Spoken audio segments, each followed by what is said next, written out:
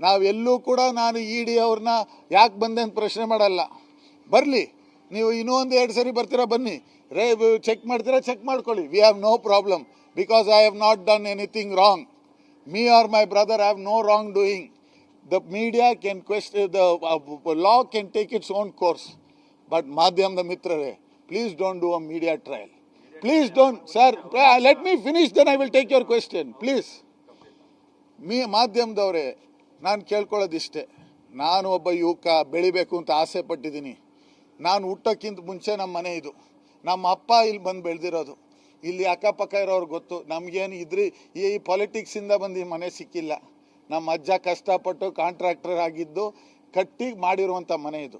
We have not taken anybody's anything. My grand father what is done, ನಮಗೇನು ಮಾಡಿಕೊಟ್ಟಿದ್ದಾನೆ ಅದೇ ನಮಗೆ ಸಾಕಿದೆ. ನಾವು ಪ್ರಜಾಪ್ರಭುತ್ವವನ್ನು ಕಾಪಾಡಬೇಕು.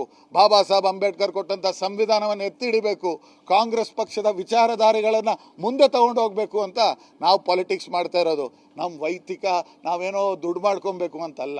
ನಮ್ಗೆ ಯಾವ ಹಗರಣ ಮಾಡಬೇಕಾಗುವಂಥ ಯಾವ ಅವಶ್ಯಕತೆಯೂ ಇಲ್ಲ. ನಾನು ಇಷ್ಟೇ ಹೇಳ್ತೀನಿ,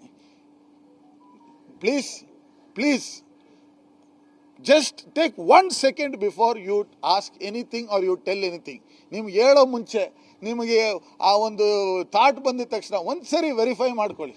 ಒಂದೇ ಒಂದು ಸರಿ just verify it and then take a decision. Thank you. Sir, ಮತ್ತೆ ಇದು ರಾಜಕೀಯ ಪ್ರೇರಿತವಾದಂಥ ದಾಳಿ ಅಂತ ಅನ್ಸುತ್ತೆ ಮತ್ತೊಮ್ಮೆ? 100ಕ್ಕೆ 100 ಬಾರಿ ಇದು ರಾಜಕೀಯ ಪ್ರೇರಿತ ಆದಂಥ ದಾಳಿ. ಸಮಯ ಏನು, ಮೈನಾರಿಟಿಯ ಲೀಡರ್ಶಿಪ್ ಚೇಂಜ್ ಆಗುತ್ತೆ, ಒಂದು ಮಂತ್ರಿ ಆಗಬೇಕು, ನಮ್ಮ ಶಾಸಕರು 4 ಬಾರಿ ಗೆದ್ದವ್ರೆ, BDA ಚೇರ್ಮನ್ ಆಗಿ ಒಳ್ಳೆ ಕೆಲಸ ಮಾಡವ್ರೆ, ಅವ್ರನ್ನ ತಪ್ಪಿಸ್ಬೇಕು ಅಂತ ಯಾರೋ ಒಳಗಿನ ಸಂಚಿದು.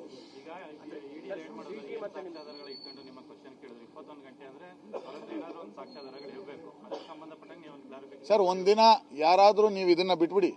ಇಡಿ ಯಾರ ಮನೆಗೆ ಬಂದವ್ರೆ ಅವ್ರ ಜೊತೆ ಕೂತ್ಕೊಂಡು ನೀವು ಡಿಸ್ಕಸ್ ಮಾಡಿ, ಅವ್ರು ಏನು ಮಾಡ್ತಾರೆ, ಹೆಂಗೆ ಮಾಡ್ತಾರೆ, ಎತ್ತ ಮಾಡ್ತಾರೆ ಅಂತ. 21 ಗಂಟೆ ಅಲ್ಲ ಸರ್. ನಾನು ಹೇಳೋದು ಇಷ್ಟೇ sir, no evidence is there.